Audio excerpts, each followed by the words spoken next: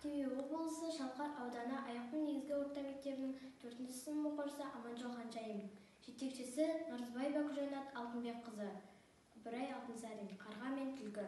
Ашылып түлкі жүрді жапандарда, тамақ іздеп жол шекті сапарларға, еш нәрсені көре алмай келе жатса, көзіне түсті алыстан жалғыз қарға. Жүгіріп түлкі соған жетіп келді, қарға ағаштың басында мұны көрді. Тістегені аузында тәтті ірімшік, оны көріп түлкіге сөйлей берді. Қарға батыр әр сөзің күміс алтын, сырттан халқың тілейді барша халқың.